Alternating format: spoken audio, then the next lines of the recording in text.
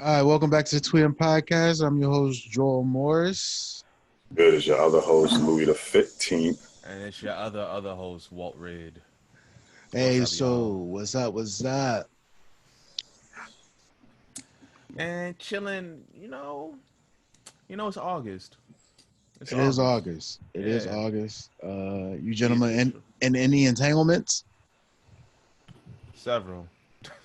This was good. Word. This was good. Yeah, no, they all headaches. Yeah. I feel that. I feel I, that. Yo. I don't know Shit. how Jada made it seem so smooth. Cause she It's rich. not. And Facts. it wasn't smooth, apparently, because he's still trying to tangle. Well, hey, well, it was Facts. smooth for like what, 4 years? Right, like this is old shit. Like, Yeah. yeah, So it she was trying to deal smooth with it for a now. while until a Yeah. nigga had to drop an album. And a song. Had to do the promo. Right. Well, to be fair, Jada inspired the song with her Red Table Talk. Right. This whole thing is trash. Yeah. It's so trash. So I mean, we talking about old shit. Let's see. Like, if If y'all any, niggas ain't any entanglements, we can kill the entanglement shit. if, You know me, I don't deal with no entanglements, bro. Luke I'm is constantly in an strictly entanglement. He's a ball of yarn. Just one. I'm a pair of It's iPhone headphones. constantly entangled. A ball of yarn, and he got his own pair of scissors with him. Right. To cut that shit off as soon as it get. It looks just like the song said. Ain't nothing. Cut that bitch off. Got Hey, that. Yeah. Got that. That's that's Hey. what Luke got. So That's what Luke let's where y'all want to start? Where y'all want to start? You want to start politics, pop culture, or where they both have met this week? What y'all want to do? got. nah, I like to start with the bullshit. Let's talk about that. Wow. Only business. Ah, Since we must, just because. must But we? what angle of You know WAP how the internet are we be, gonna man. discuss? It is. It is. There have been a couple of. There have been a couple of. What do they call them? Edits. Um, I forget, what do you call it when you like only see your side of an argument? Oh yeah, these are like the seven different types One-sided. of arguments. Like Yeah. yeah, Um, yeah. I where mean, do one y'all want to sided. start? So, where you want to start, Lou? Since you said start with the WAP, where you want to start, Right. Lou? What is your takeaway from the WAP? Did you The watch the video first and foremost? Let's all I get that was out the way. I was watching the video before we got on this joint, just as a refresher. But it was Yes. alright. It was a decent song. I was expecting more of a catchier hook because you know Meg, she come with them Yeah. crazy, them aggressive hooks, and Yeah. it was just very meh for me. I don't hate I it. I agree. don't love it. And I like Meg. I like Meg a Yeah. lot. Honestly, I don't hate it. I don't love it. I feel it doesn't deserve anything from me. It's just very middle of the road. Exactly, man. but also, I mean, is it for us? Like just like Hot Girl Summer wasn't for us. Like But I like Hot Yeah, Girl WAP is Summer. for us. WAP is for us. are Because you sure? yeah. The literal level of mentions about men in their lyrics, it Mm. can't discount us from the song. I understand that part, but I like Yeah. as an agree. active participant, like because we hear it like all right, putting that shit on is cool in the background, Oh, but you mean is the song itself yeah, something they I mean made for men? exactly the song itself they made, is it for men at the Mm, end of the day? I don't think it's for men, the song is for a party. It's for the right? party. So if it came on, Mm, we wouldn't be like turn that shit off right, because we would want to right, see what the girls is going to do when it's on. right. So this is where I guess the kind of argument is it not still misogynistic? No, Not if a because it's who woman's has the still. power. That's the thing. Okay. I'm glad we brought that up because that is something that I've been assessing. So apparently the power dynamic in the video was the misogyny, not necessarily the images that have always been in the videos. All right, so we're gonna have to break that out to me.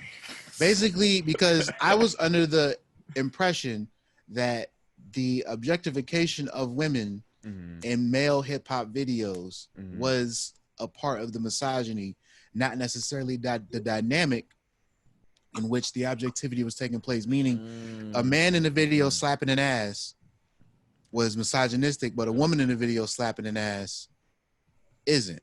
Yes. Okay. I'm cool with that. I just wanted to get that out of the way. And I think that power dynamic, so now I got to go into the different power dynamic. If it isn't misogynistic that way because it's simply a woman doing it, what if there's a man profiting from a woman doing it? Well, then, yeah, we know a man is profiting because I don't know who the head of her label is, but I'm pretty sure it's a dude. I mean, yeah. Yeah. And most likely a white man. You got P over at QC, so he eating. Well, he's a management group, though. They're not a label. Yeah. They a label? Yeah, I thought they were a label at this point. I thought there was a management group. I didn't know there was a label. I mean, they might be. QC's a label. They got a whole roster. They got all the cool niggas now. I guess so. I guess QC is a label. I started as a management group though. Mm-hmm. But okay. So my whole point of it was, I guess to me it's like, I guess I love the genius of Cardi, by the way, right? Mm. She drops this video that has nothing new in it at all. No. However, she now has this error of, because people, this is the one thing I that was going around the internet. First of all, the people who don't like WAP video didn't like Big Pimpin'. Like, you know what I'm saying? They haven't changed. Yeah, like what I mean by the ones who hated facts. the misogyny in the male rappers videos hated in the women's videos. Yeah, they it's the same group of people. Mm-hmm.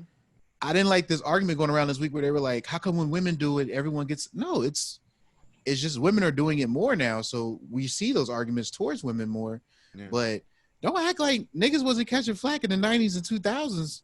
Oh, remember Cisco with the thon song? They was burning niggas rap CDs, like NWA, all that shit. That's what I'm saying. Every time Eminem would come on the radio, my mom would switch that station quick. Yeah. And like, I mean, feminists have like, I mean, there was like whole think pieces on the misogyny. Bell Hooks has a whole piece of literature, and I saw a documentary from her about the images in these rap videos and how they're misogynistic and objectifying of women and all these different things. So this has always been a critique of hip hop in general. Mm-hmm. I just don't like this thought of like, all of a sudden, why is it a big deal when women are doing it? And I'm like, it's not a big deal because women are doing it. It's a big deal because it's still in hip hop. It's still in hip hop. Like, it's always been like the same dudes who hate on Hove hated on this video. Like, all the niggas in hip hop who hate the mama rappers love WAP. Yeah, no problem. Like I've seen no old head hip hop niggas like Joe Budden. None of these dudes have been like, I can't believe it. None of them. It's the same people who don't like the misogyny that's always in it, haven't liked this version. Yeah.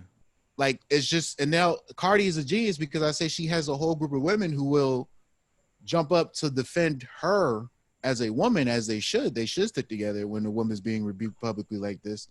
But they're not, she didn't really give them a piece of art to defend. She just kind of gave them some.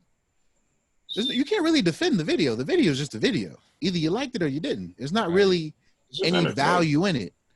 I don't really assess any value in it. Like, it's not empowering. Like, it's not, I don't get any of that from it. But I'm not a woman, so I don't know. Yeah, I mean, it's just your run of the mill, like, and I don't even want to put like the word female attached to it. It's just your standard. It's a sexy video. Hip hop, video. It's salacious, sexy. You know what I mean? Some skin showing in there. The lyrics are raunchy. Big titties. Yeah. It is what it is. Now, CeeLo Green, on the other hand, when Joe was talking about like the same niggas that hate this joint love Big Pimpin', I'm just like, of course everybody made their comments about it. But CeeLo Green is a funny dude who was bashing the song and Meg and Cardi, saying it was just, too salacious, too dirty, whatever. But I'm just like, niggas who have sexual allegation charges, or no, not even that, rape charges, don't get to say shit about this video. AKA Sir CeeLo Green. Yeah. I mean, obviously, CeeLo can't really say anything right now about anything. That's just what happens when you get Me Too. You just shut the fuck up and disappear. You just kind of gotta shut up. talk to Brian Callen. He made this video and bounced. Exactly. He said, "Look, I ain't do this, and y'all hear from me in a month." He said, "I ain't do this bullshit, and you'll hear from me in a month." Keep it simple. I think to me, it's very like I said, I was just drawn into because I follow a lot of like I guess what someone would consider these hotep ass niggas or like or black men who or black women in general who like I consider this like hip hop as a degradation. You know, people talk like that. Boys Watkins, all these old head niggas, right? Mm-hmm. And Boys has been talking about this shit all week. I was like, bro, you must have busted a nut to this video. Right. How much you have been hating on this shit. There were how many senators came out, saying, "Oh, this is totally immoral."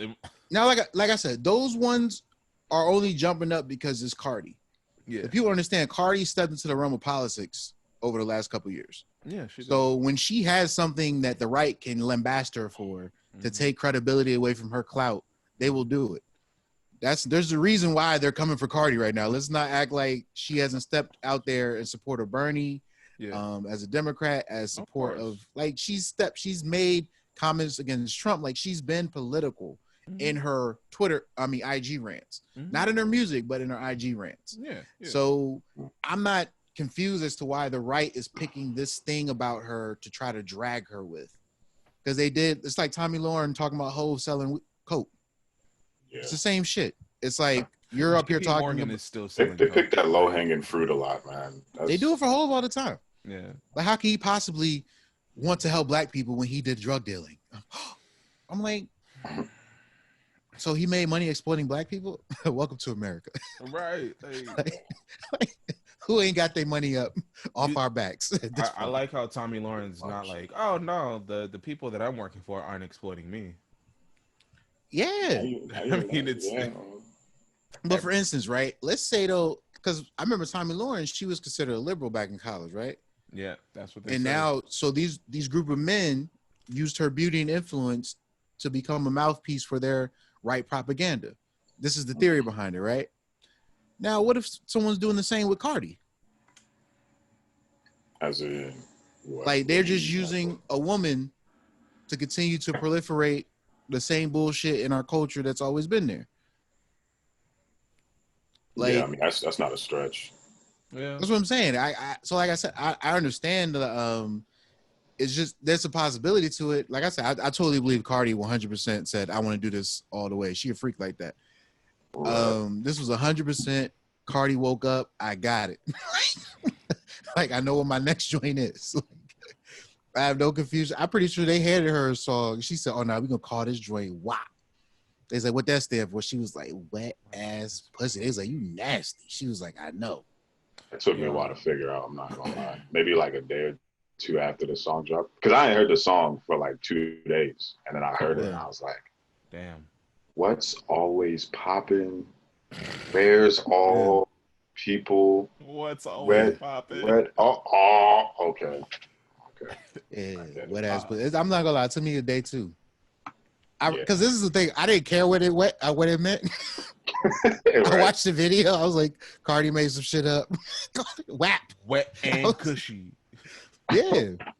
That's what I'm saying, man. So I think the most interesting portion about this is that I learned that WAP is a derogatory term for Italian people.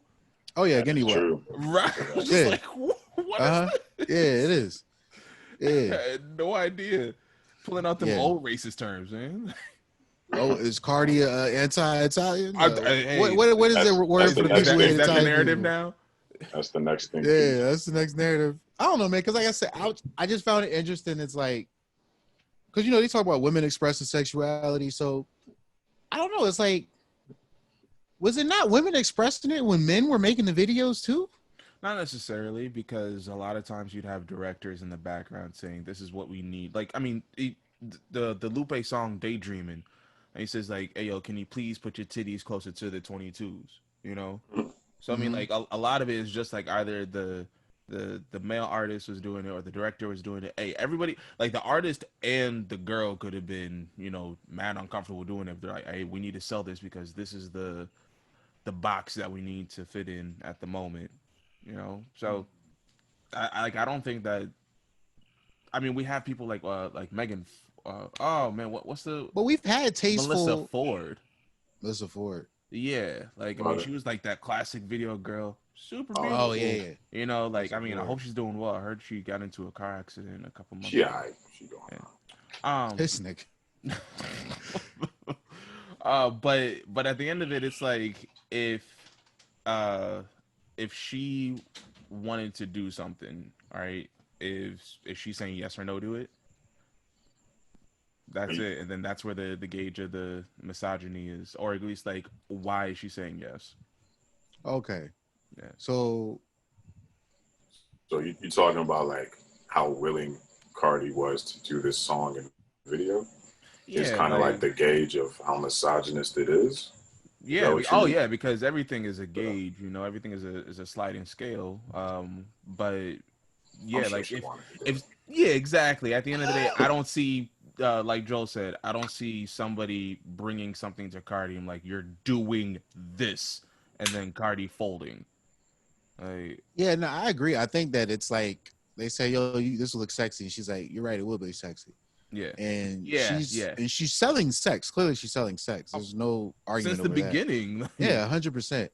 I don't know. I guess for me, I'm confused. Is because it's not like the nudity or hip hop videos has always been distasteful.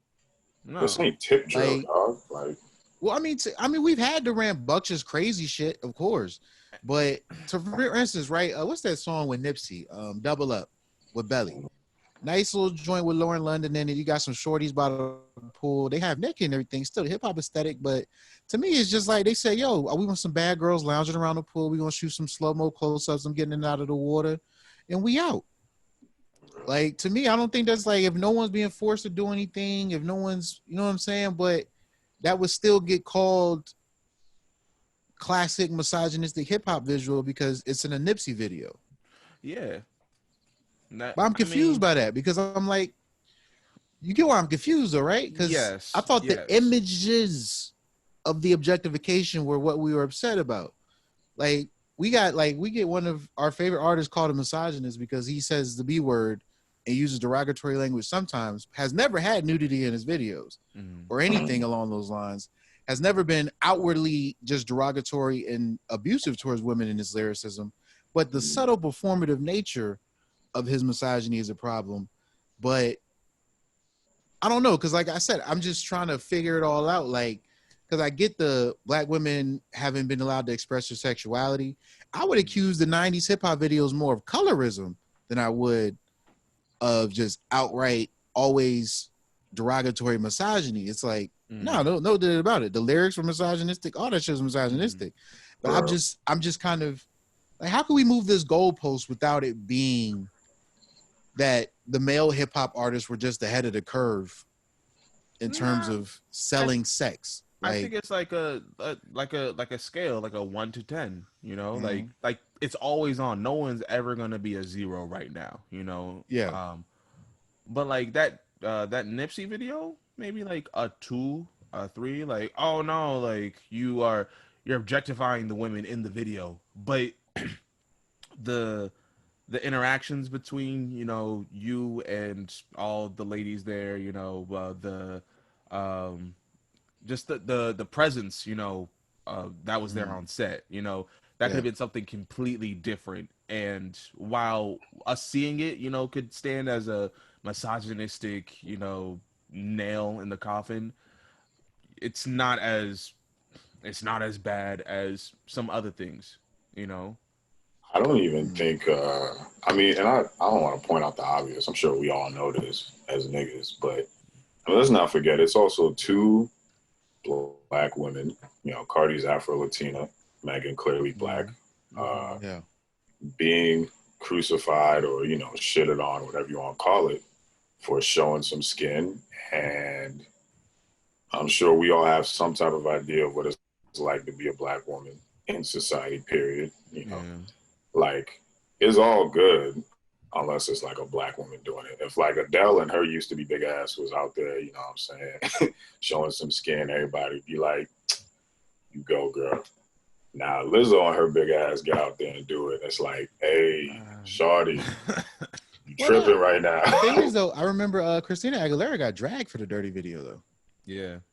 Did she? Yeah, she did. She did. What year was that? That was like 2003 or some shit. That was like early 2000s. Yeah. But she didn't slide from that. Honestly, I just feel like women are always gonna get shitted on for expressing their sexuality when it's not on our terms. Yeah, facts. Just like point blank period. It don't matter what she look like, no matter what skin color it is. If it's not when I want to see it, you know, if that video come on while my like 5-year-old daughter is on, I'm like, oh, turn this garbage off. But as soon as she walk out that door, I'm like, turn that shit up, man. Try to hear that what? But I guess so. Like I said, I remember Cisco got flack for the thong song. It was like, this is a piece of garbage. How you gonna make a song about women's underwear? The video was like just a bunch of booties in the sand. That like video was he was getting. I remember he like that's what I'm saying. Like we always get dragged, and I think that's what I'm saying. Was hip hop just ahead of the curve in letting women be sexual on camera? Because if you think about it, no other genre really does it. I don't want to say ahead of the curve, but I think it helped with the sexual revolution, or at least the news. I don't want to say the new sexual revolution, because we're kind of in it right now. Because like I said, no real nigga is mad at WAP. Women celebrating wet ass pussies. What niggas out here like I want a dry joint? You know what I'm saying? Like, what am I gonna do with it? What am I gonna do with it? And like I said, to me, it's like I'm just looking at it like I said, I was really contemplating that this whole week because, like I said, the images themselves are that's what's imbuing people with power. Because I think you're not necessarily mad at the nudity; you might be mad at the curves that the nudity is displaying. You know what I'm saying? That's what I was kind of figuring because I remember, bro, like back when Halle Berry made Swordfish, bro. One of the ways they promoted the movie was the fact that she was going to be nude in it for the first time ever. Yeah. Like this was a MTV Halle showing them titties, go watch Swordfish. I'll never forget this shit. She went out there, the trailer for Swordfish played. She said, and oh yeah, by the way, I might also be getting naked in this thing. So I'm like, I don't know, like if I went to see Swordfish because Halle was showing titties. But was it good though? Like, it was a horrible movie, right? But this is my thing though. But part of her selling her body was part of the promotional package of the film. Yes, Halle gonna be naked in this joint, right? Got people to the theater, right? Now, to me, I'm like, and she also got a fat check, her biggest check to any movie she's ever been in to that date, right? It took her to another paycheck level. So to me, this is where I get confused in this narrative is like, was that just patriarchy? Us all wanting to see this naked black woman's titties, so let's go see this movie and fuck her performance, fuck anything else. She's gonna be naked in this, right? Or was that just the celebration of a black woman's body? No. I'm gonna go with that first thing you said. Yeah, because it was one. Let's ask, would we care if it was anybody else, or what would people? No, Halle was the baddest. Exactly, because it was Halle Berry at the time. So we were just like, I want to see Halle Berry naked, or at least partially naked, because of how I fantasize, about Halle Berry. And that's it. Like, yeah, it's like it's a good marketing, scheme, but at the end of the day, it's like, all right, well, did she do a good job or not? Because if she did it. Yeah. And like I said, the movie itself wasn't that good. It was a fluff piece, but to me, I don't know. It's just like, I'm pretty sure she received external pressures to do that. I don't want to speak for her. Who knows? Maybe she could have been like, yo, this is totally me. I want to get these titties out there. I mean, I don't know. But we saw an elevation of her status after that. So there was 100%. Probably some, we know there's probably some director or some producer in her ear like, hey, this is what, if you want to rise up, do this movie. Are you saying Halle got a Me Too story she ain't told us yet? I'm not saying it's a Me Too story, per se, but business is business. Business is business. Strictly financial. as Drake said. As sometimes, you know, in order to make a sale, you gotta do something else first. Yeah. Yeah. Like so y'all want to talk about? I want to talk about a couple of the lyrics though. Yeah, because I was just like, I don't think people are mad at the visuals more than they've mad at the lyrics. The lyrics is I want you to park that Big Mac truck right in this little garage. Is the garage still little? Oh, That's I'm just. It might be. I can't speak on it. Only one man can speak on it right now because he in the joint. You know what I'm saying? All right, now this is an interesting question that I saw, or at least was referenced on the Joe Budden podcast. But we know it's about Offset. Like, yeah. Does that change the way you listen? Like, oh no, Offset all up in that. Like does it or like even hearing Meg, like, damn man, she allegedly had something with Tory. Tory could have allegedly been all up in that. I had problems with Meg's lyrics where she said, you ain't gonna slide on me, I'm gonna slide on you. I'm like, first of all, Meg, we know you just got shot in the foot. Right. So we know you're not rolling like that. You're not sliding. That's not fair. I took offense to those. I took offense to the part where she was acting gangster because I was like, Meg, so you just got shot in the foot. Hey, you know, I she saw no before she got shot. Okay, right? I could agree, but that's the only part of me that was like, okay, I need KSE. Cardi saw Nicki at the gala, and it was on. I need KSE. That's it. So, like I said, to me, because I love the fact that, like, because y'all know me, I don't like the dumb music niggas make. so I'm with all that shit. Like, I know, but y'all know me. And y'all know I got a toleration and an appreciation for certain songs. Y'all know that, but the overall, is that my whole playlist? Y'all know it's not. So to me, I'm like, look, I felt like telling this to Boys Walk. I'm like, look, bro, I get the lyrics. Like, this is the one that drove him crazy. I don't cook, I don't clean. But let me tell you how I got this ring. First of all, Cardi, that's misleading information. You got that ring because you don't cook, you don't clean, and you rich as fuck. Right. Let's be clear on what it is. Like, I'll add the last sentence in there. Right. Like, I'm a very, very successful musical artist. Like, if you was still Cardi and you met Offset, but you ain't have Cardi money. Wait, is where I'm gonna stop you, because according to her, this nigga's set was all in her DMs before she even got popping with the music and before she got her teeth and her breasts done. So that just goes to show you. Damn. But Cardi was popping before her music popped.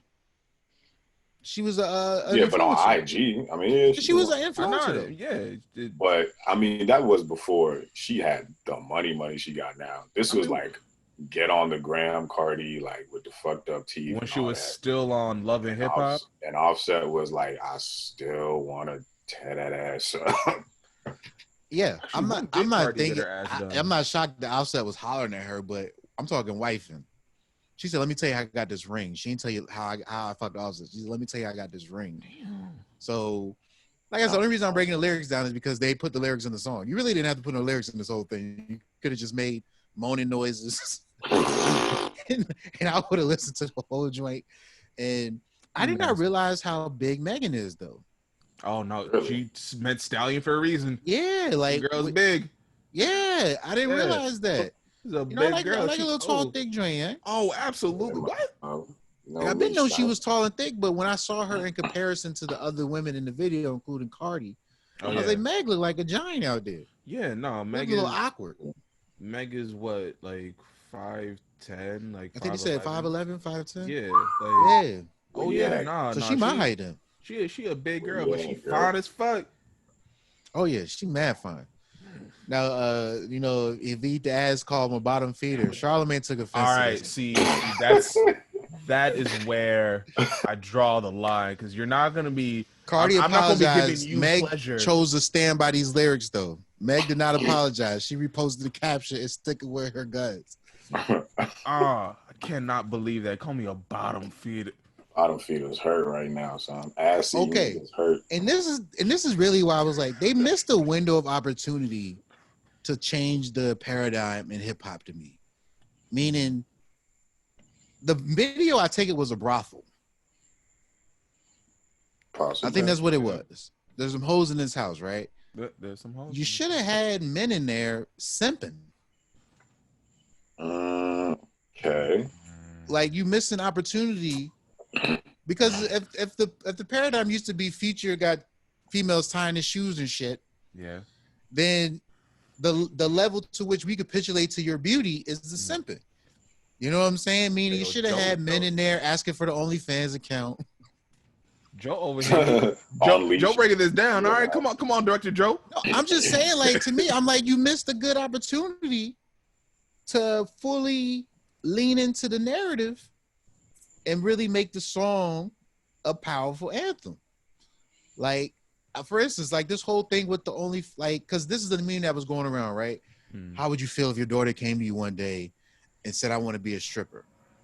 You know what I would tell her? What's your business plan? You got 3 years.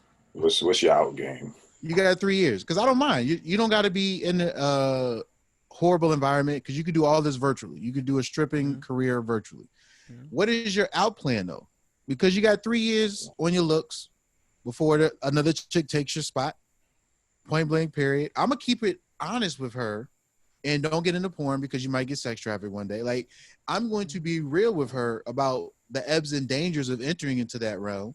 Yeah. Be prepared for men to be looking through your clothes while they're talking to you in public. It's just what it is. It's already happening. It is already happening, but now we have, some of us don't have great imagination. So the men staring now are remembering what you look like. They're not trying to picture what you look like. There's a difference, right? So there's a difference. I saw this. I shared a clip. Did you watch the thing with Mia Khalifa? Yes. That threw me off because I was like, yo, I thought she was really out here just fully expressing, putting the hijabs on. Fuck it, I'm a woman. I do what I want. I'm in America. Yeah, so did I. And you come to find out, no, just a timid, naive girl being taken advantage of. Wait, so I'm sorry. I really did mean to watch that video because the caption you put was interesting. But what exactly did she say in the video? Well, apparently she was overweight when she was growing up, so she didn't find herself attractive. She lost weight, but then she augmented her breasts because she liked having bigger chest, and men started giving her all this attention. And in her getting this attention, she was approached to do photo shoots, and then of course they approached her about porn. She said initially the office setup was real nice, everything was good, and she just didn't want the attention to go away that she was getting. So she kept doing what they wanted her to do. And he asked her about the hijab. And she said, she asked them and she was like, you know, this is going to get me killed. That's what she told the guys when they asked her to put it on. She said they just laughed. And then she put it on and did the scene. So I'm like, so now I'm like, because there's two parts to this, right? There's a part, she said she wasn't forced. She wasn't raped or anything like that. She said she willingly did everything, right? Right. I don't look at that as like, isn't that just peer pressure, not necessarily toxic masculinity? Yeah. It's one in this. Actually, we might get into that later, but that's definitely peer pressure for sure. She just didn't want to lose popularity. She didn't want and I'm not gonna lie, she's Indian, so I'm taking these are white guys doing this. She just didn't want these white men to stop looking at her. That's how I felt. Also, like she didn't say that, but like, we know how it go out here. Like, these joints be fawning over the white boys, right? I think it's a little bit of both, but it's like 60-40 peer pressure. She's Lebanese, by the way, but that's what's up. But yeah, I mean, like, because finally made me look up. Like, I literally looked up her scene after the interview. I was like, oh, she kind of bad. I never looked up her scene before. Oh wait, no, you never watched her? I was never interested. It's like she looked cute, but like she was sexy as fuck. She was fire with them little glasses she always had on. Like, oh man. But like I said, now I'm watching that and I'm like, oh my God, she's probably terrified, right? It's a different thing. Yeah. I've always wondered, like, how do you get, the Girls Gone Wild videos? I'm like, how do you get these, like, and them videos with, like, the old nigga and, like, the hella young joint? I'm like, how do these scenes even, like, how much are you paying these joints? But then, one day I started looking through Craigslist and you'll notice a lot of those ads that are like asking for like young girls to model or whatever. And that's how they get some of them. It's like, yo, come in for this photo $500. shoot, just model. And then, they slide in the, oh, you should try doing this scene. Or worst case scenario is like, yo, I bought your plane ticket out of here. These are stories I've actually read because I was that fascinated. Or the worst case scenario is like, yo, I flew you out here, you did the photo shoot, but I can't let you go back home until you do the scene with my grandpa. You know what I'm saying? Can't let you Your go grandpa. I'm just saying, like, that old nigga, young girl Yeah, dynamic. yeah, I got you. But yeah, that's how it be going down a lot of times, which is makes the scene kind of more uncomfortable for me to watch. I'm gonna still watch it, keep it 100 with you, but knowing what I know now, it's kind of like. Yeah. Now, like a lot of my favorite porn stars, they get out the business and just be like, yeah, I was young and this guy forced me. I was like, damn. I'm like, I guess it's I guess for Mia, right? I looked at her posturing convinced me so much that she was in control of her life, and how she presented herself and what she chose to do with her body. And she was, like she said, she wasn't forced to do anything, but I didn't think it was coming from a place of pure insecurity. That's all. Like I could tell when some of the chicks, some women, it's coming from a place of insecurity, and when it's just audacious confidence, right? Like I feel Meg is more insecure than Cardi. You think so? I just feel it in the way they express themselves through their bodies, I feel like the way they move, and I just think that there's been, because I think Meg is a bigger girl, so I think there has been some level to her upbringing in which men may have talked like, "Oh, you going out with Mount Everest?" Dumb shit niggas say. So I just think that may have built a layer of it a little bit more. I'm not saying that Meg isn't fully confident in what she's doing now, but if one day I come to find out that like she does like an op-ed, or like 5 years down the line she does a storyline, she's like, yeah, when I first started popping off after Hot Girl Summer, and I was always out here like having to and always doing all this, and it would just upset me if like she didn't do all of that of her own volition, but because she felt it was what people wanted from her or some shit, like it's just one of those weird things where you come to that space where I'm like, every photo it looked like you were 100% in control of what you were doing and wanting to do it, versus you just felt like, because sometimes I feel like Lizzo thinks she has to twerk everywhere. And she absolutely does not. She doesn't need to.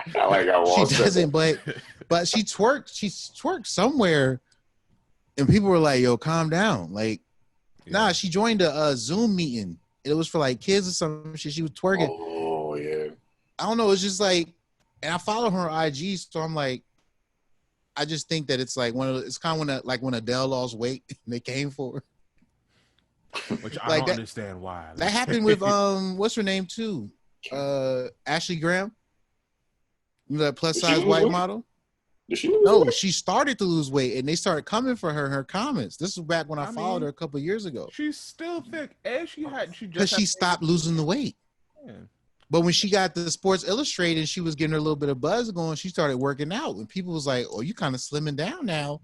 She was, yeah. No, and she started getting dragged for it, and then she kind of let it go back up. That's right. I remember, let it get back up. Her being a little bigger, and then she had a baby and everything. But yeah, this is back when I followed her though. But I saw that, and I was like, because no one wants to lose their representation. No, right.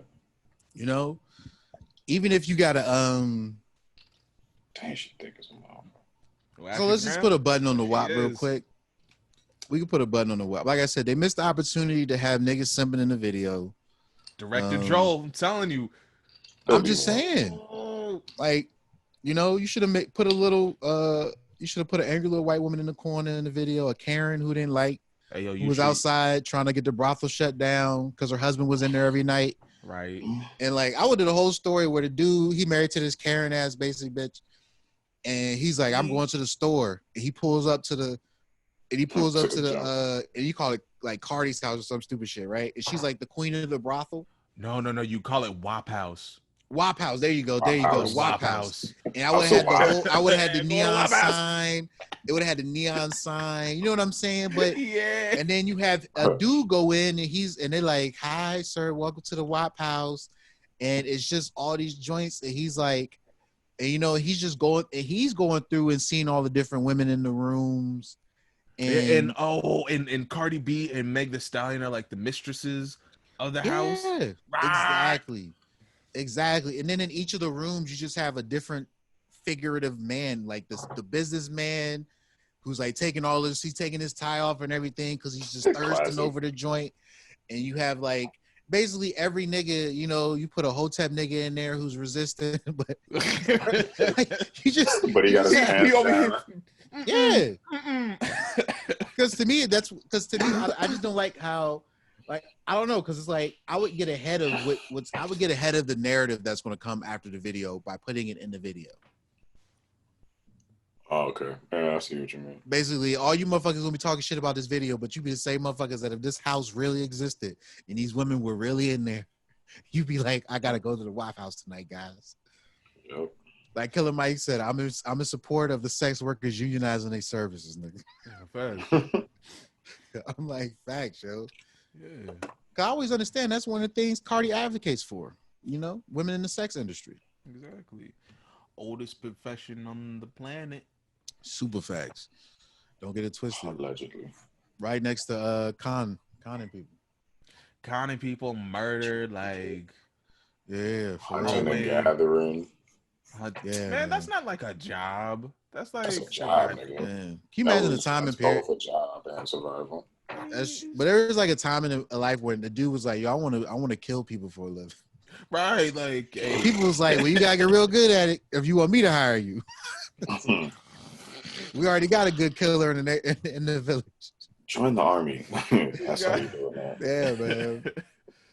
But any more thoughts on WAP? Like I said, the video. I was just changing so much about the video. WAP is cool. It was basic, and yeah, it was basic. That's enjoy my fault. it.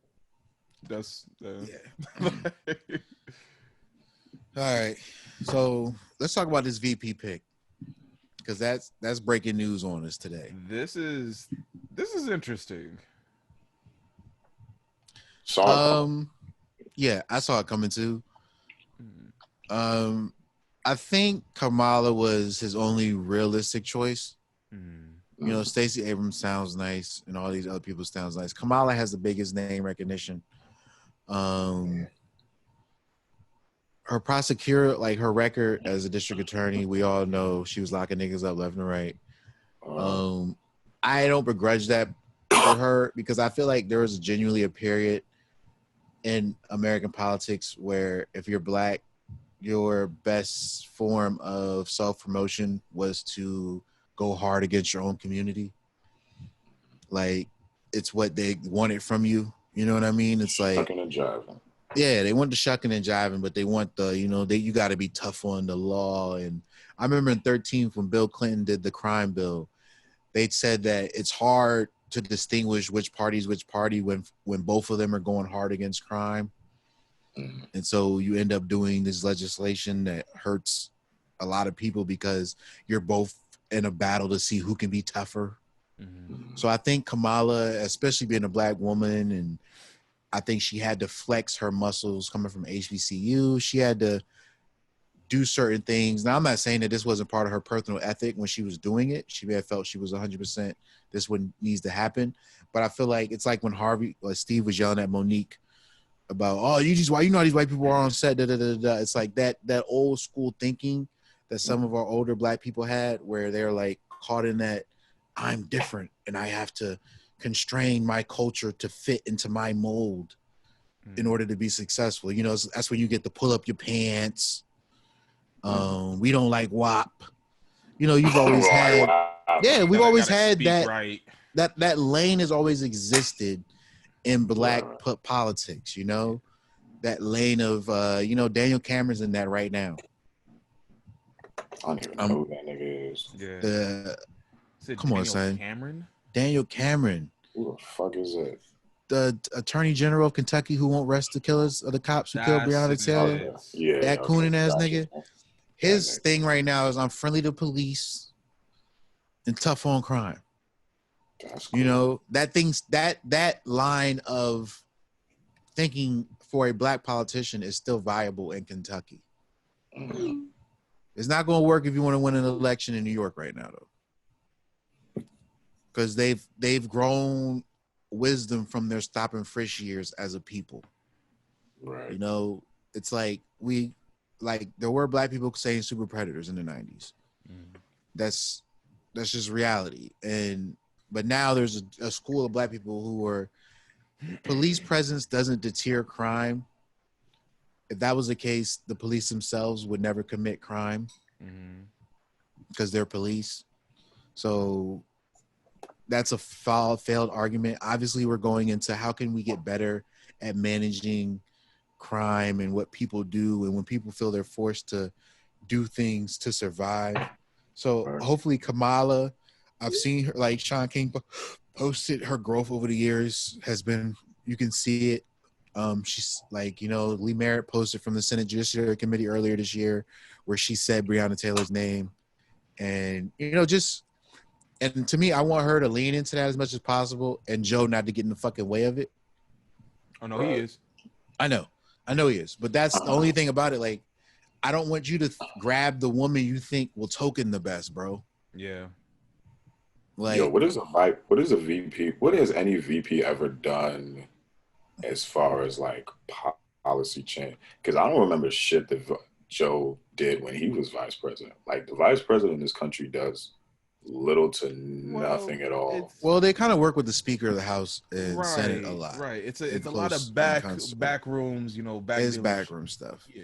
It's backroom stuff for the most part. But Joe's also kind of, you know, when Obama couldn't, like, with gay marriage, that came out of Joe's mouth first. Yeah. That they supported that.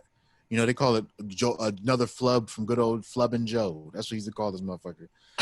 Like, his gaffes revealed policy in a way, you know, like, he's spilling beans out here. Yeah, so, you know, like I said, hopefully Kamala's that for Joe.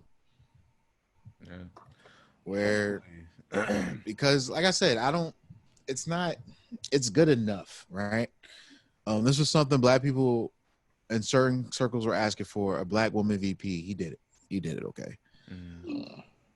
I think Kamala struggled, like I said, her prosecutor record, but also she had a white husband, bro. Struggled to connect. I knew that was coming. I was like, this nigga Joe don't say it. No, I think I genuinely just think that was it. Like, Obama could have been the same dude and Michelle could have been the same person, but if she was white, bro, it wouldn't have worked. Yeah, no, it wouldn't have been the same. It just wouldn't, because it's not the fact she has a white husband. It's the fact the husband is the and. You got this fucked up district attorney record and your husband white. Like, it's the and. Yeah. I don't question, for instance, right? Like, you question the validity of it because if you had somebody who was rebuking their people so hard that, you know, she was clearly locking up more black people than she was white people, right? And you know, this has to do with, like I said, I think laws aren't inherently racist, but when you give them, and laws are meant to be enforced through institutions, when those institutions are racist, the laws become racist. Yeah, of course. That's just a byproduct of the way it works. You know, it's not the fact that the weed laws were racist. The fact that the cop who was enforcing them only looked for niggas with weed.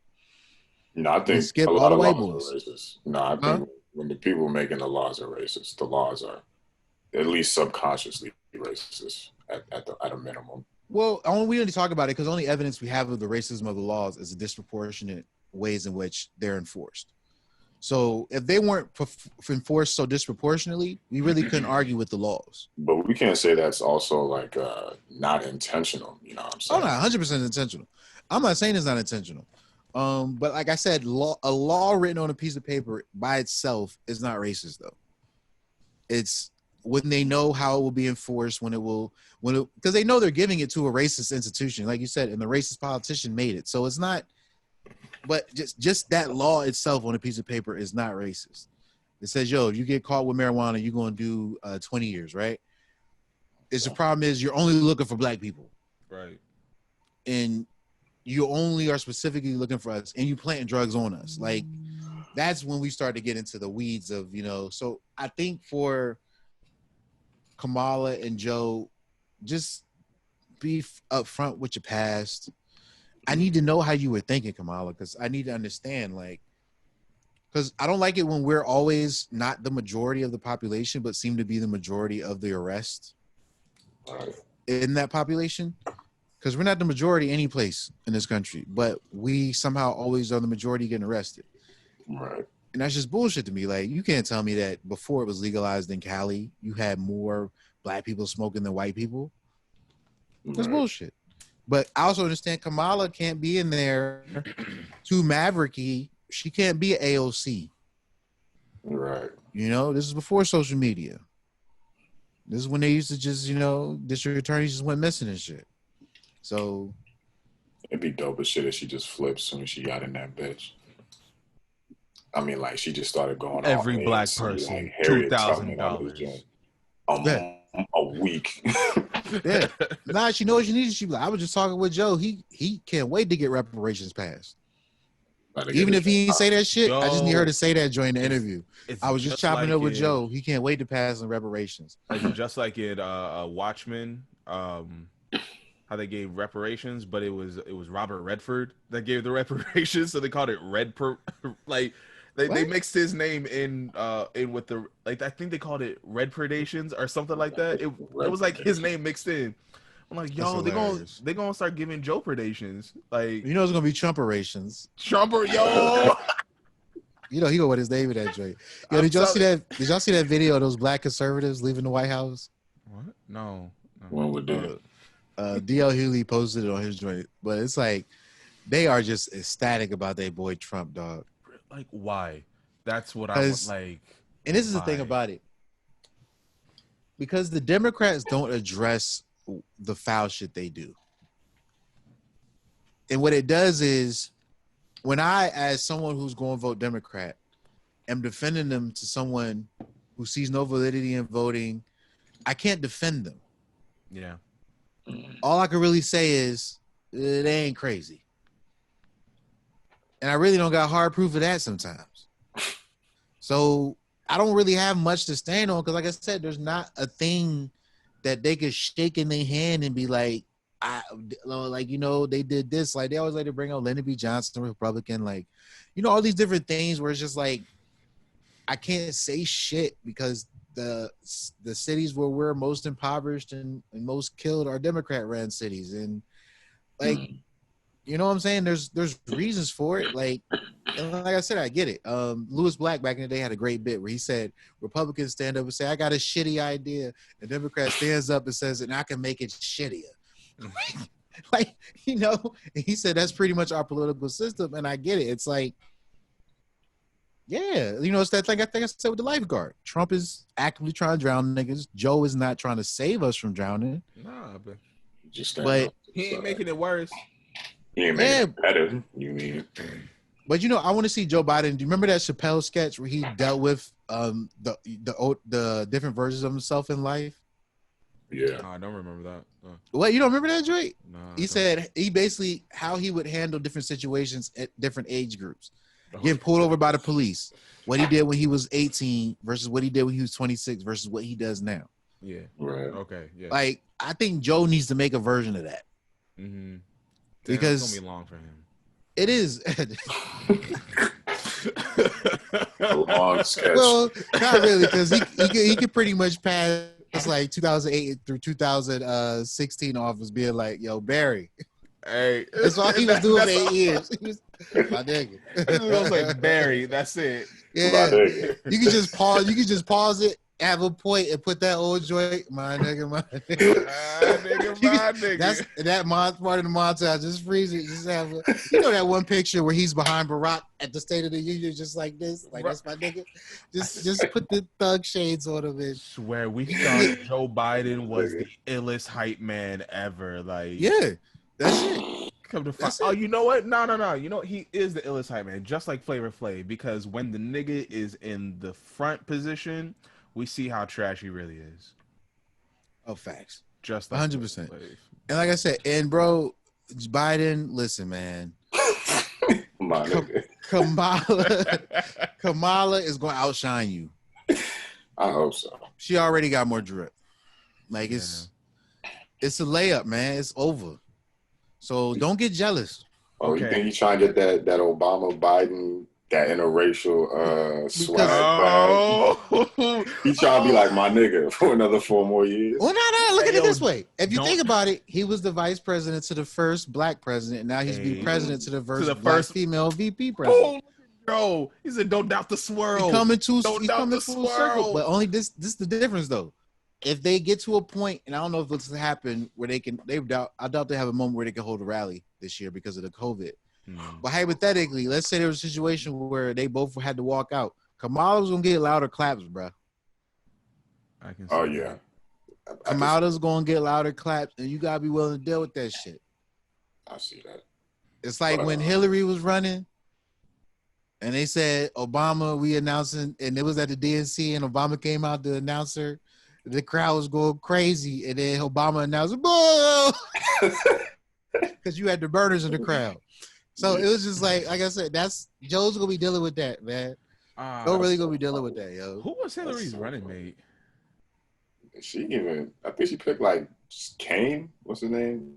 Oh yeah, Tim Kaine, our senator. Tim Kaine. Yeah. Oh yeah, our senator Tim Kaine. That's right. Gay nigga. And he the bilingual motherfucker. Yeah. This Lou said the gay nigga. That motherfucker do like you got a little light step, yeah. My thing is, I'm just saying, like, I just don't want it to be what it is going to be. This old curmudgeony white man mad at the shine his sister's getting on the way to the ballot box, and him not being able to like deal with it. Nah. Is Joe's fragile male ego gonna fuck this up? That's what I'm asking right now. Is it his fragile male ego or his fragile elderly ego? It's both of them, son. I think it's both. I gotta go male though because it's such a male-dominated game. Our politics, because that nigga is just like he old, and like you know when old people just don't care what they say. Yeah. They don't care. Yeah, son. like Joe. That's where Joe is in life right now. Like he's just like, y'all really need to watch. I want to be president, but yeah, this. I really want y'all to watch this compilation of like Joe Biden just like losing his shit at like. I've seen that compilation. That shit is so fucking funny to me, bro. He just called a nigga fat like in the middle of an answer. He's like, listen here, fats. like that's the kind of president we gonna have. Like Joe, the misnomer about Joe is that he don't care what he say. Joe do care what he say because he makes sure he don't offend them white voters. Yeah, he always careful with them. He ain't lean too far into the black shit. Just like black and Hispanic kids are just as smart as normal kids. That's what I'm saying. I think that's why I knew he was gonna pick Kamala is because. And I feel like he's picking Kamala for the same reason that Obama picked Biden. Because 100%. Yeah, I mean he picked him to. But she just doesn't have cachet like that with our community. Yeah, that's kind of true. Yeah. She just doesn't like, and like we have our theories on why. Who would have been a better choice? Oprah, motherfucking way. Or at least like who would have been an alternative choice? I told you, Dave Chappelle. Yeah, honestly, that idea of having one politician and one celebrity run, that I keep thinking about that. I'm like, no, 100%. Yeah, because how many people when Kanye said he was gonna run automatically jumped on that boat? Hell, we even saw Chance like damn near helm the boat. You know? Yeah, he's driving the boat. Right, 100%. Like I said, and I think for like just for Biden's sake. I just think, I mean, I would have did it. Like, what you got, bro? We got to get you in office, bro. What you got to lose right now? Yeah. You say you would have picked Dave Chappelle as his running mate? No. Just a celebrity. Yeah. A celebrity, a powerful, intelligent female celebrity. Oprah right away. Oprah or what's that? Tina Fey. Yeah. Huh? Tina Fey. I would have tried to stick with the melanin. I would try to stick with some melanin though. I think he's safe doing that. He's safe sticking with the melanin. Because now he really back on his if you don't vote for me, nigga. Hey, you ain't black. Yeah, Really? 100%. Because that's all he want to get off. Yeah. Look, if I'm Joe, every time I hit the podium, he's like, "Look, I might not even make it 4 years. Y'all might be voting for the first black female president." Hey, facts, and I think that's nigga. the biggest reason because I don't think he's in the best health. But you know, it will make on his the way out white the door. it will make the white voters fearful though, because you know that's going to be their narrative. They start running on the other side. What? This is really just a trick to get Kamala into office. I mean, yeah, we can. Because he already said he's not doing 2 terms. I believe. Yeah, Because he ain't got but no I mean, like if the Democrats are smart enough, they can run like what's this a distraction with that. Like, oh well, Joe is completely blah blah blah, and then start talking about Trump, and then they can have that little back and forth. That's fine. But Kamala is going to have to get white people to see her as political Beyonce. They already do. Do they? Yeah, majority of them. Majority of the white women. Yeah. Oh no, she Actually, I say the minority of the white women because the majority of the white women voted for Trump. Yeah. The minority of the white women fuck with Kamala. And to your point, you prefaced your argument by saying this. Well, are the Democrats smart enough? No, they're not. They are not smart enough at all. They're going to fuck this all the way up. They think we wanted symbolic gestures. This is what Kamala is, a symbolic gesture. Mm. If they don't let her be her to the fullest extent of her. We need we need honesty, man. We need honesty that is self-deprecating, not just racist. You know, Trump's honesty is racist, belligerent sexism. Yes. We need honesty that is self-reflective, that says, yo, this legislation, when I passed it in the 90s, the KKK was in the police forces. Of course, I should have known it was going to disproportionately affect black people. Like, you know, to have that hindsight 2020, you got the data in front of you now. You see what your crime bill did. Yeah, you know. Like, you see what it did. Kamala, it's legal now. You saw what your prosecution record looked like. You saw what your district attorney record looks like. Now I know you were one of the people leading towards the legalization and allowing people to get their voting rights back. Like I said, she's made some corrections to her errors as the senator of California. You know, it's like she's like Hove to me though. You could forgive Jay-Z for selling crack. You forgive her for locking us up. Yeah. It's like, just what is she doing to redeem herself on the other side? There'll be some redemptive qualities in there. Yeah, exactly. What is she doing to redeem herself on the other side? You just can't show up and be black. Yeah. We over that. Like, That's over that. my job. Yeah. If you ask me, Michelle was Barack's VP. I can see. Joe was just the wingman. Yeah? No. The second term, yes, because we saw Michelle take the first lady position in a direction that we haven't seen in a long time since Nancy Reagan, really. Yeah. Like. 100%. What was Nancy Reagan's policy? I don't mean put nobody on the spot, but I don't think it was policy. Just say no. Yeah, she was the drug. She was an anti-drug lady. Yeah, she was she started the Just So No campaign. That was her big advocacy. And all the motherfuckers was like, well, you know, how could you not get behind Just Say No? It was just saying no. I'm like, okay. Meanwhile, her husband pushing more cocaine and crack into our communities than anybody ever. Bars. To fund wars. Like, I just be over it, bro. I'm just like, yo, son, like, that's what I'm saying. It's cool, bro. You could be a hypocrite. That's American politics. But if you ain't, I just need acknowledgement of this shit now. Like, I can't go forward without you being like, yo, I was fucking up last year. Like, you know what I'm saying? Like, I just need that sometimes. Sometimes you just need that from people, bro. Nah, like, I mean, this is a larger conversation about apologies and self-reflection, because we don't see that now with any of the Me Too like accusations. Like, we just see the closest we get is the nigga y'all were talking about, like, hey, I ain't do it, I'll be back in a month. But Russell Simmons kind of did it. Kind of. That's the thing. You have to even preface it by saying kind of. He ain't just saying, hey, I was wilding in the 80s and 90s. We're not going to see a politician say, my policies disproportionately affected the black community, and I apologize for that because I did not represent my constituents properly. You're never gonna hear him say that. So, because if I can't even hold my actors accountable, how am I gonna hold my politicians accountable? Well, I think that's what they're going to use Kamala for. Mm. And I hate that but that is what we are in this country. The truth tellers. Mm. And what I mean by that is she's going to be whatever we're supposed to be in the magical Negro. Right. You know that's the black figure in the movies that show up, let the white man know you ain't perfect. It's the but you simple worth, janitor, but you coming worth exactly, but you worth the climax of this movie going in your favor. And who better to keep a motherfucker in line than a black woman? Right? Exactly. So Joe won't openly say the crime law was fucked up. Kamala says it, then Joe says, "Yes, I do believe she's right. She's right." Mm-hmm.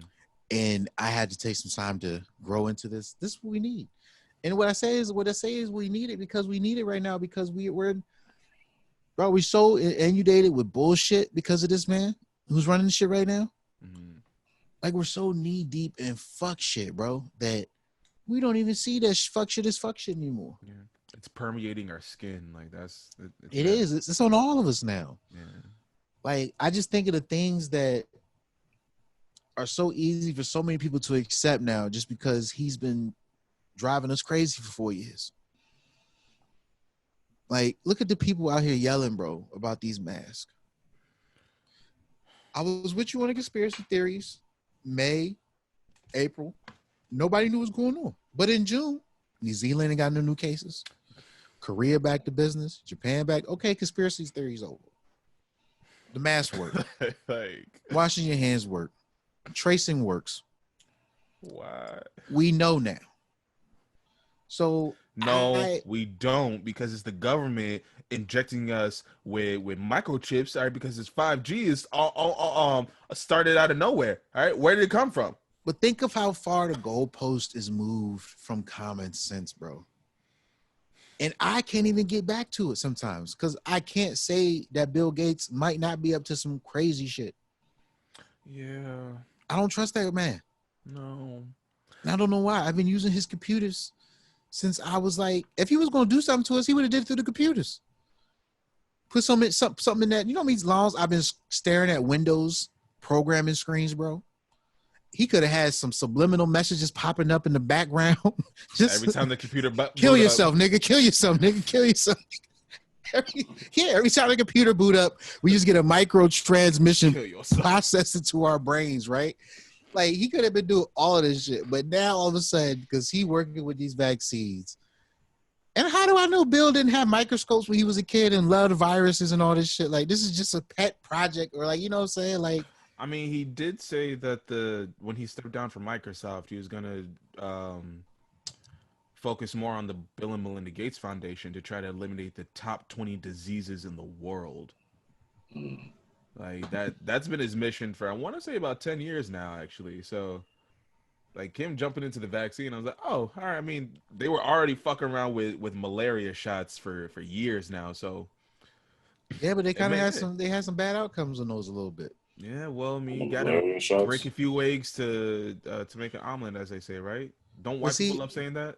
But when white men don't want to be held accountable for the things they've done wrong, it makes me so nervous to trust. Yes. Because now I'm in this weird space of, all right, no, you don't give a fuck about me.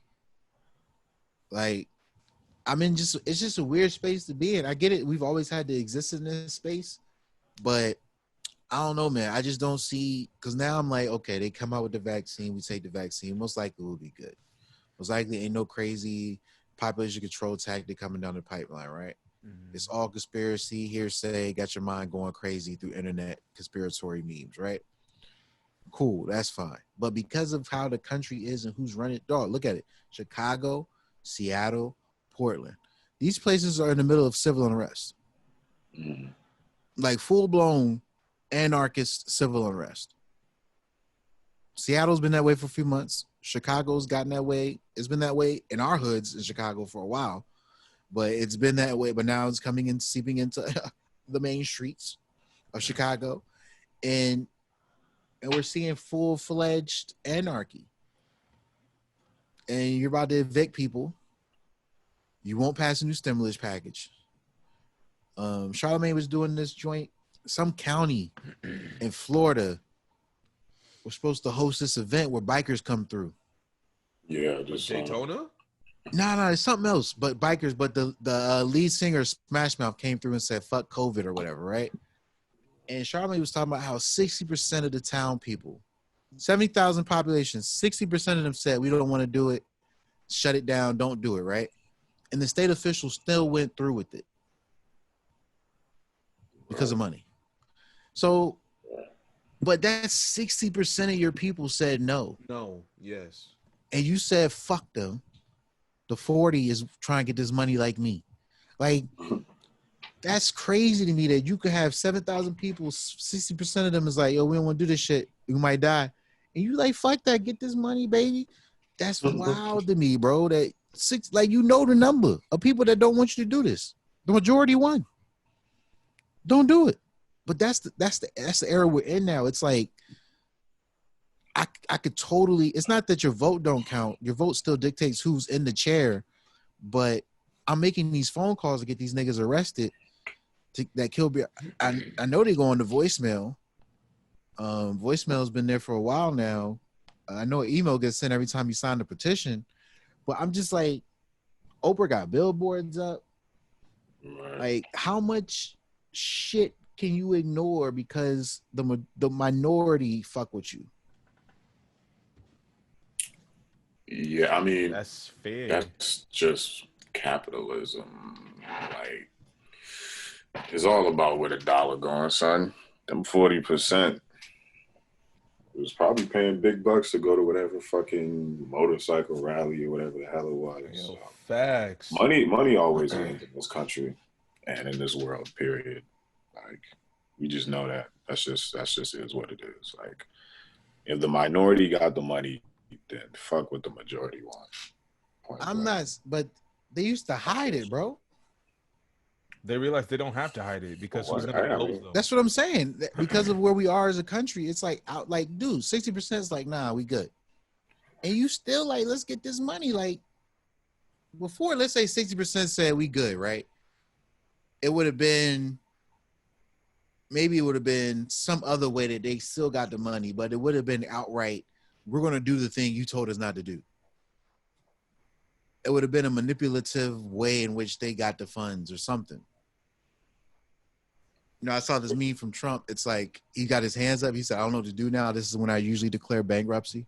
Because that's what it is. The country's to that point right now. Like I said, man, there's like literal civil unrest going on in Chicago. I think DC's next. You saw that shooting that happened in Southeast.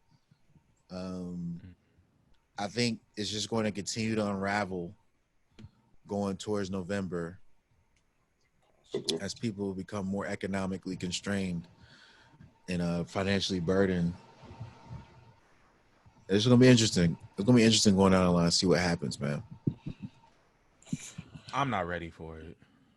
Nah, I don't think any of us are really truly ready for what we're about to see. Not ready for it. Because the wolves is coming out, man. Like J. Cole said, everybody's a killer. All you got to do is push them to their lips. That's it. Well, let's see what's up. What's next? So let's button it up. Kamala. So we like Kamala, right? We all like Kamala. Yeah, nah, she cool. All right, cool. She ain't an auntie or nothing, but like, yeah. Nah, she really ain't.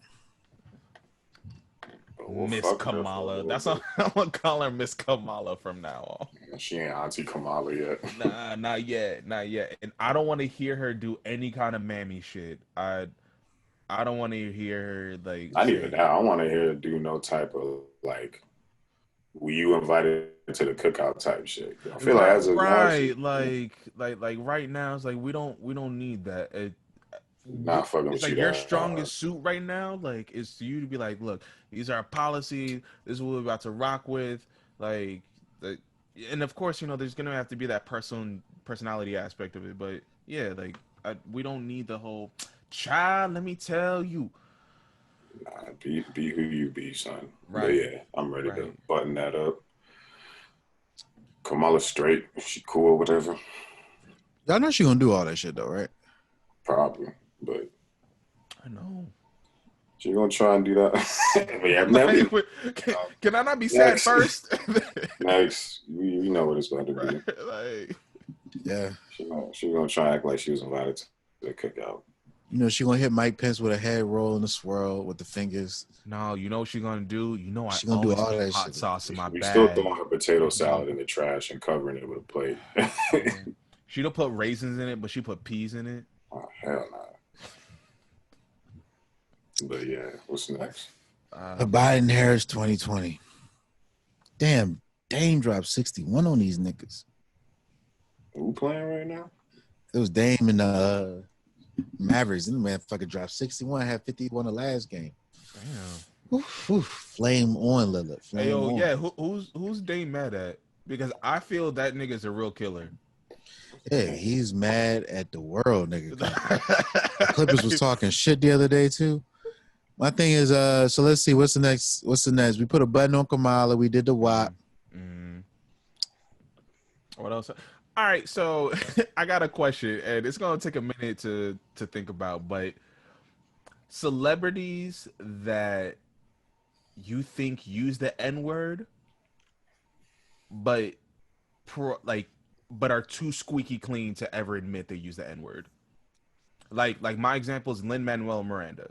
All right, this dude has 2 plays about New York. Is this your question of the week?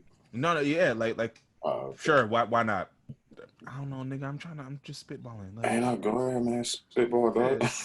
Do you? Nah, but he grew up in the Bronx. He has probably like the squeaky clean, you know, super perception about him right now with all the white people in Hamilton and shit. But I feel that this dude is just in the background, like, hey, you know, where's that nigga David at? Like, I feel that way about AOC sometimes. You think she said that? oh, absolutely, yeah. I think AOC, she used to let it fly. like, I'm not over here just trying to talk to this nigga, and he's gonna be disrespecting me. Ain't they both Puerto Rican? Funny enough, am I mistaken? So. Like they cat calling, and she was like, "Nigga, no." Like I feel like she definitely gave a nigga no before. Say giving a nigga no. Like when she was waitressing and shit, motherfuckers doing ornery shit at the table. She's like, "Y'all niggas need to calm the fuck down." Y'all niggas I feel like I feel that way in my bones, but I get what you're saying. Well, you want to know, like, I think Oprah let it fly too. Really? Even after the whole like Oprah up that word? Shit? Yeah, 100%. Damn. I see. I wouldn't think Oprah. I wouldn't. Nah, like I guarantee, like when they was coming, when internet comes for her, she probably be at the crib like, man, fuck these niggas. Like, real talk, all these broke niggas online talking shit about me. And then she was like, man, of course, like I'm Oprah. Be Harvey Weinstein. Of course, he got pictures with me. He walked in the room. He walked in the room. Pictures with me. That's what I'm saying. Who saw me in the room and didn't want a photo? Like these goofy ass niggas. Like I know she's on there. Like she said, these dumb niggas. I can't understand. I get tired of these dumb niggas, bro. And Gail probably like these niggas is retarded. Like, I really want to see, and I kind of can't picture, but I really want to see Obama just like full on nigga mood, just like what does Obeezy sound like? Oh, he's used that shit. Yo, every time he sees Trump in the paper, like every time he seen Trump, he's like, this nigga tripping. If he was born in if he didn't become president, like I could see him be like, hey, Sasha, run down to the corner store, pick me up a pack of Marlboros, all right? But don't talk to none of them niggas out there, all right? All right, just be back in 10 minutes. Y'all Obama definitely be that dad. Y'all remember that Chappelle skit with Lil Jon, where Chappelle be like Lil Jon, he'd be like, what? Yeah. Well, actually, I do say, I do find that, I feel like that's Obama, but in reverse. Like, he be all eloquent in public, but then when he get home, oh, man, he turned toss him a do-rag. Right up. Oh, yeah, Michelle all the way. Like, you know, because she got that one cousin he never fuck with. Right. Oh, you bring that nigga Reggie over. Nah, he said that like, I just came back from this rally, Michelle. I ain't trying to deal with this nigga Reggie right now. He over here stressed. He gotta rub his eyes and shit. And that nigga Reggie owe me $50. You know, every time Reggie show up, he be walking and be like, the nigga in the suit. Like He just Reggie got a line for this nigga every time. Hey Reggie. Nigga Yeah, said he run man. the Be like, country. hey Reggie, I see you still ain't got a job yet, huh? I feel Colin Powell was the same way.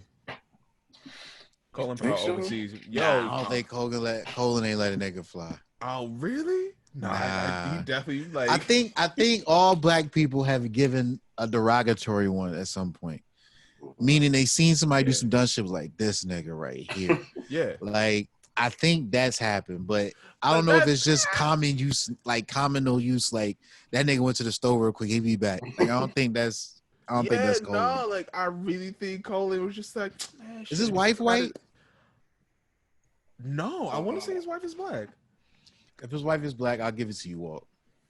Because I think when you marry a white woman, you kind of put your N-word away for date. Yeah, unless you're a real nigga.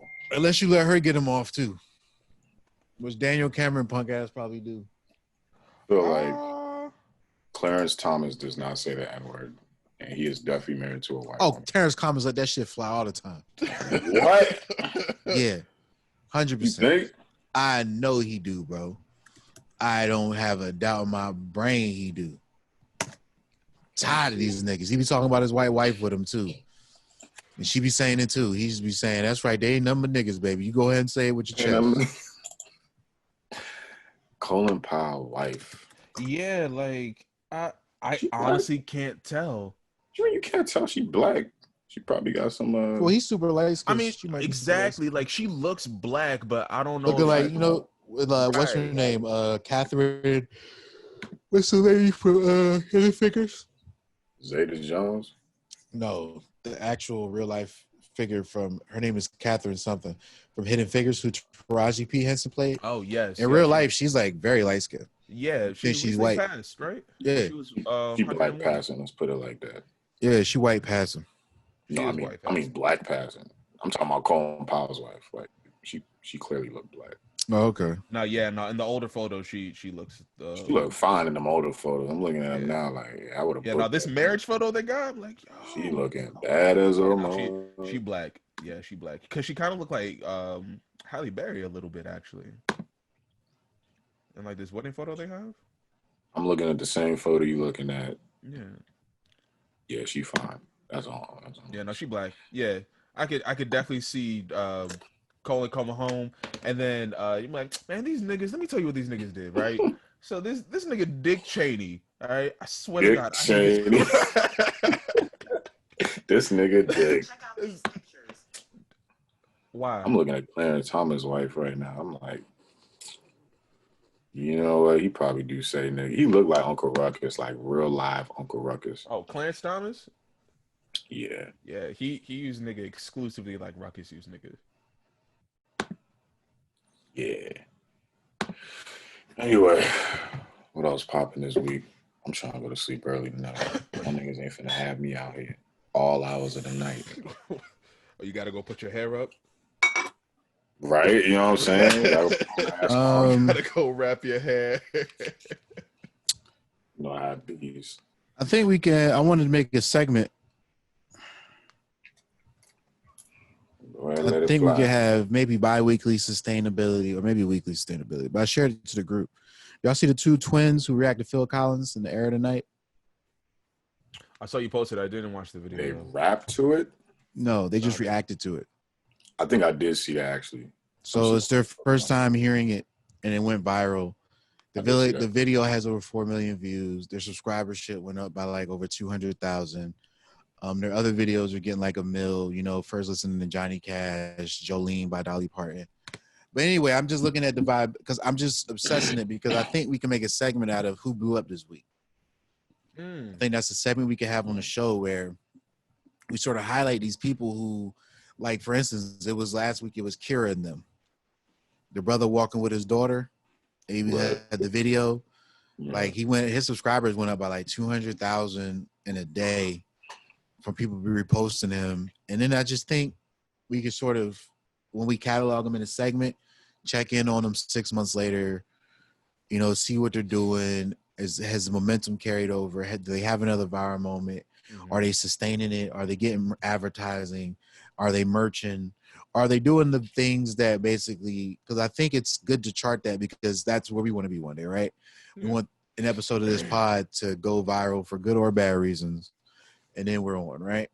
We want a viable listenership that be like, yo, I've been fucking with them since day one. Even though we know they lied because their videos ain't got no views. Also, along to go with that is, and this is something I'm stealing from my favorite radio morning show is, you know, who's capping? Like, who was really on some bullshit this week or the past following week or whatever? Because you know, motherfuckers be lying, and it's fun to call them out on that shit. We can. I think Lou, go ahead. You can helm that, and then You give me homework, nigga.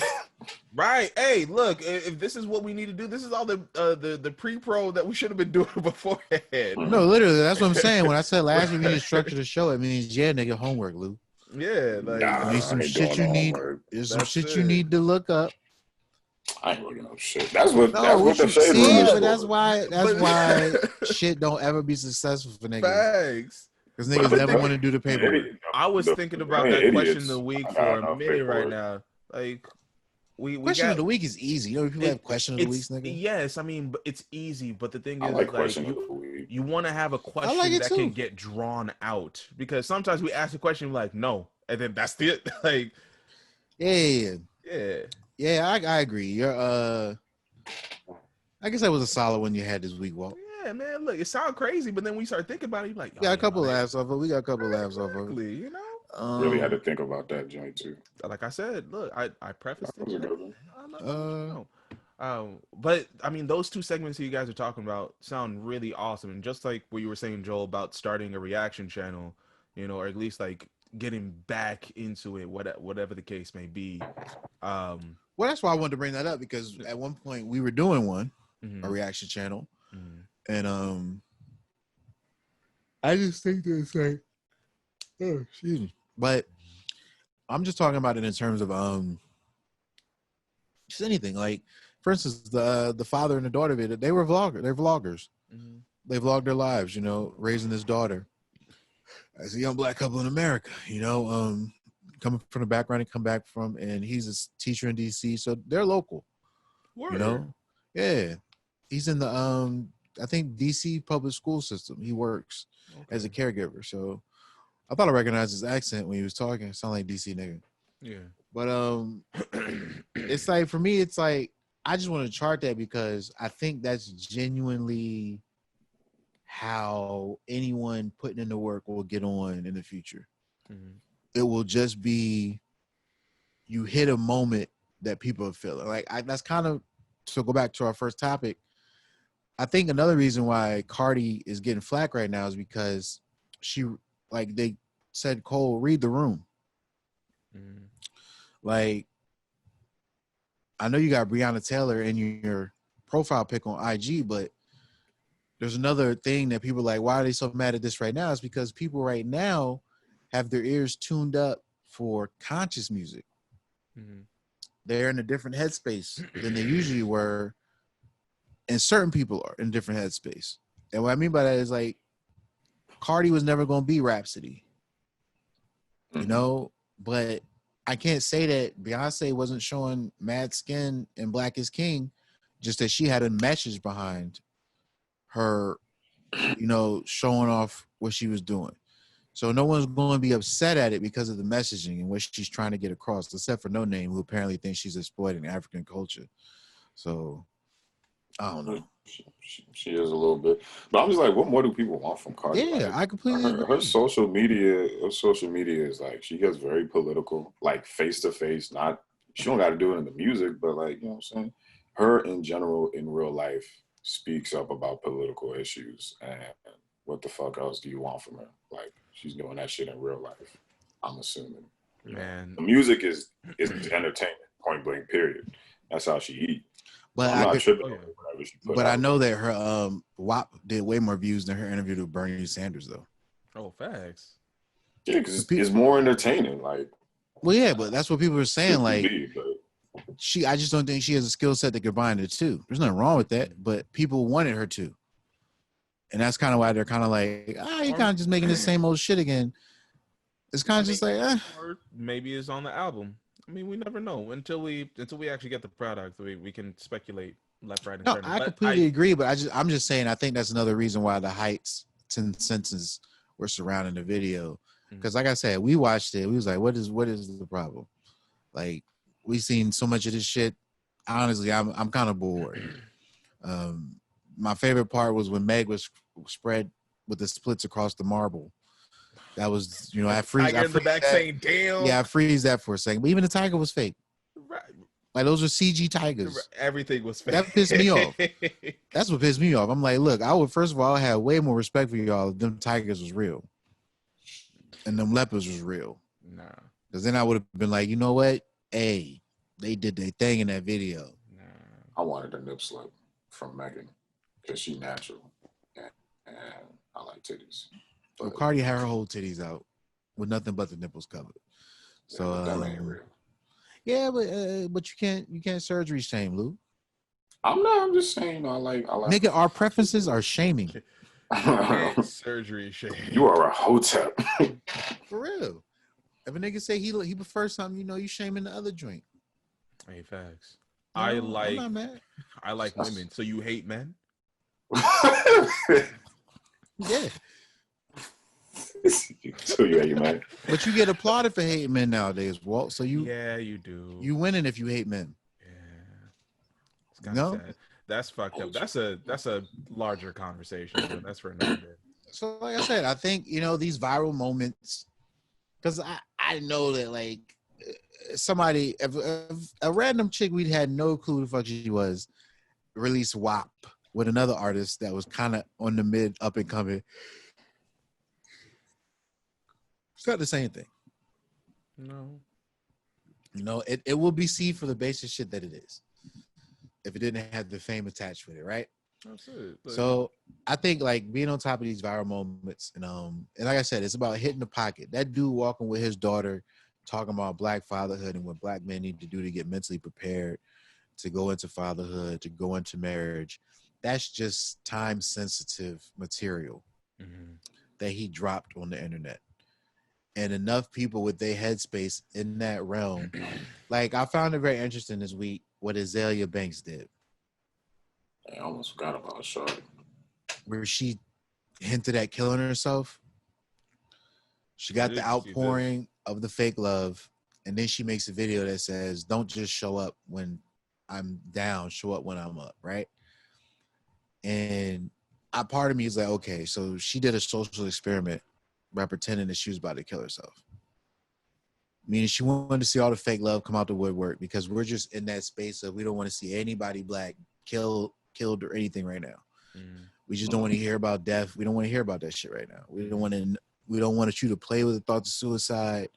Apparently niggas are still hanging themselves from trees. So we don't want to think about that right now. So the internet was like, Azealia, they came for her. They was like, Azealia, no, you need to. Basically, outpouring of concern came her way. She then lambasted that concern because she said, where's it at when I'm down? You only got it when I'm down. It's like, where's it at when I'm up? And I'm thinking to myself, Azealia, when have you been up?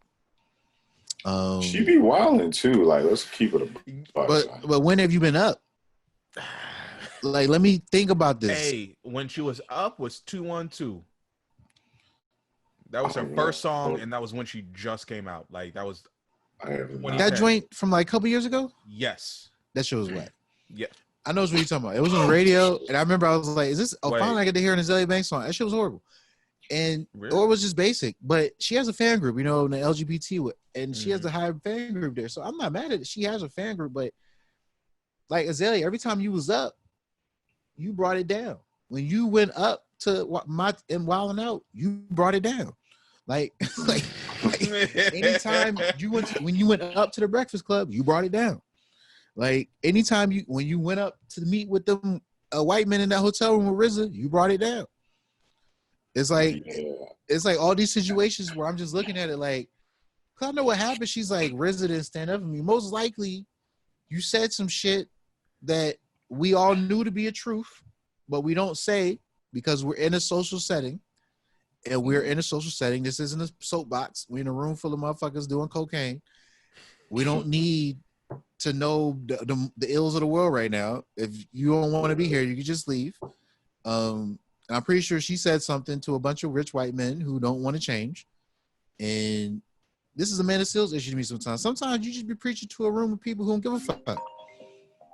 Like, that's what you got to know. Like, sometimes the outward appearance of those individuals might be because, a man has had her own problems with the cast of Insecure. Yeah. At certain moments, she went to a party. They didn't want her to come in the party. And because, she said in an interview on Breakfast Club, she says, I'm the person who tells the truth.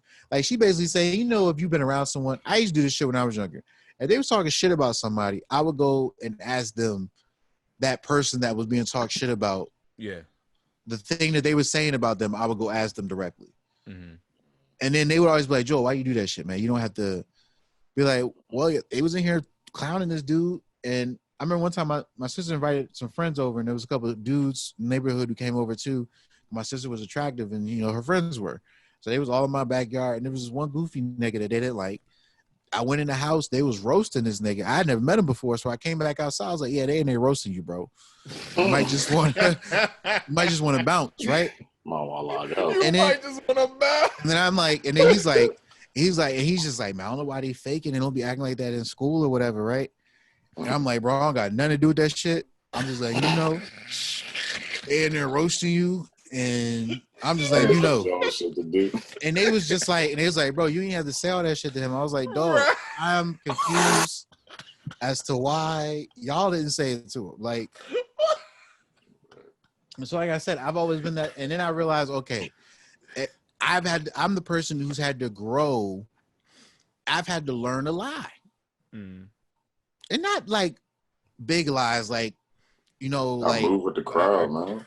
No, not even move with the crowd. You gotta read the room. Read the room. You gotta read. But there's also just some people can handle objective truth, depending on what that truth is about. I can objectively, I could probably objectively tell you something about your job. Your job is shitty or something, right? Yeah. You're not going to be confused. Yeah, I agree. It's a shitty job. You're right. You're not hurt. You're not about to go cry in the corner. But if I came for something you were passionate about, a performance you did in the play or something, right? Yeah, where you thought you killed it, but I stepped in, I was like, bro, you was some garbage up there tonight. You would have been like, devastated, hurt. Really? And part of it, because I would think you value my opinion on those type of things. Well, like truthfully, because truthfully, I take it and I'm like, all right, cool. I appreciate your feedback, and then try to grow from there. But there are some people that like you're trying to get at, like that would break them. It would break them, but I know to not deliver that news about your passion in that way. Yes. And so that's why I would be the person who was saying, that one part right there. And then you may even be like, you know what? I know what you're talking about. I felt it in that one moment. You may even have your own notes about your performance that you were doing. Facts. Where we might sync up, right? And we might see some things. And so now it's a healthy critique. It's a healthy conversation about growth, right? Yes. Some people can't even take that little thing. Even if you sugarcoat as much as possible, they still can't take the critique. So as I'm learning people, like I said, when I got to work, I learned who can I make a joke with, who can I not joke around, who is taking shit way too serious. Like I hear a joke and it's funny, I laugh. If it ain't funny, it ain't funny. I'm not trying to pick it. I ain't trying to get somebody canceled. It's just not funny. Like, that's it. There's a lot of right-wing comedians who make a bunch of jokes I don't think are funny. But they have a whole audience that they cater to, and I'm not about to tell them that they're not funny people. They're just not funny to me. So I just think that we're in this space where I just think that's how you got to be, man. So I'm the type of person that's like, I've learned to grow through that, man. I've learned to understand who I'm talking to, how I should be talking to them, and what I want to get across to them through the dialogue, right? And I think some people struggle with that. Azealia Banks one. I think oftentimes some people struggle to get that point across. So I think whatever happened in that hotel room, she was being very blunt about a truth that was probably obvious, and she felt she had to stand up as a black woman in that moment and get her truth off. And RZA didn't stand next to her and support her because he was like, "Why at 9 o'clock in the night in this hotel room do we got to be black?" Like I'm pretty sure some people think that way. You know, black, the only black when it's convenient to them. Hey, You know, yeah. so Azealia obviously go hard in the paint all the time, and there's a consequence for that. It's like Amanda Seales. When you go hard in the paint all the time, there's a social consequence to that shit. Yeah, man. Like what J. Cole said, why do lies sound pleasant, but the truth hurtful? Hurt. That's facts. That's facts all day. Yeah. I think that's a good place to put a button in it. Yeah. It is, man. Motherfuckers gotta learn to read the room, man. Point blank, period. I guess. Really like Azealia. I mean, like, I don't know what else to call it. Because, like I said, why you gotta be black right now, Azealia? You just trying to snort this coke and turn up and go home. Yeah, at least, like, let's be black in, like, 30 minutes. Like right now. But, you know, like I said, you never know. I think she said that someone, like, maybe someone touched her or something. I don't know. Maybe they did something she couldn't let go in that moment. And RZA was just like, come on. You know what it is. Like, you know the wave. And she just wasn't on the wave. She was like, fuck all this shit. But don't be like, don't be that person and then wonder where the love went. You kicked it out the house. I mean, it's Azealia Banks. Like, it is Azealia Banks. I mean, I wish her well, all mental health wise. Hopefully, she doesn't do anything crazy. But we know her pedigree at this point. Like, oh no, we can't bounce. What we talking about, bro? We got one more thing to talk about before we leave. What's that? Judas and the Black Messiah. We can wrap this up in about 5 or 10. You going to see it or you not going to see it? Yeah, I'm going to see that joint. When does it come out? Is there a release date for it? Nah, it's only in theaters. It doesn't have a release date. The fuck that mean? Only in theaters. Like, no. Yeah, but how y'all feeling about the they're coming at Kaluuya because he's not Black American? Shut up with that. I'm seeing that joint. It's That's the one of my same favorite argument that they try to use for Cynthia Erivo for Harriet. Right. Well, that was a shitty movie too. Yeah. But I just don't want to see a black slave catcher that wasn't historically accurate in a movie. Like, why? Because tension. No, it's a white savior ship, young. Apparently, the white freedom fighter saves her from that nigga at the end of the movie. Keep it. Come on. Why? Why? It's like a hit of figures when you found out this motherfucker really did knock down the bathroom sign. Right. I was like, right. It's a powerful moment. That was a really powerful moment. The white women next to me clapped. Of course they did. Clapped? He was like, finally someone did something. Like, yeah. Clapped. Did the right thing. And that is when I realized the danger of these white savior narratives, man. The white woman was waiting for one white person to be a decent human being in that movie. So they just they couldn't deal with the realization that they let them black women go to that bathroom across the campus on the other side the whole time they worked there.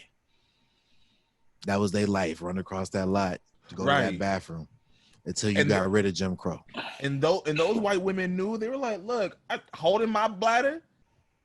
Yeah. They're over there trying to rush to the bathroom. They're only 20 paces away. Taraji had to run half a mile. Half a mile. Right. Rain, sleet, snow. Just to piss. And still be back in time. And do all that math. And do all that math, still be back in time. Can't take credit for none of the math. Landed these niggas on the moon accurately. Bro, getting underpaid for what she did the whole time. Actually, bro, that lady's name? I think you need to grasp how much we really dealt with in this bitch, young. But I'm going to see Judas and Messiah too. I just want to check on that real quick. Katherine Johnson. That's it. Katherine Johnson. I thought it was Johnson, but I was like, that's too basic. But then again, slaves. My thing is, okay, Amine's new album, Bump That Joint, Limbo, is fire. He surprised me on that joint. And Amine's a good artist. He's definitely going to be someone to watch in the future. And the reaction channel is Twins is the Trend that blew up. from the viral video. Seen that. Yeah, that's it. Pop culture wise, we covered pretty much everything. I think VP, pop culture, Wow. all this other shit. That all that bullshit. Yep. All right. Yeah. This is right, the gentlemen. TWEOM podcast. I've been your host, Joel Morris. Your other host, Louis XV. And it's your other host, Walt Red. Peace. Thank you for listening. Peace. Big deuces.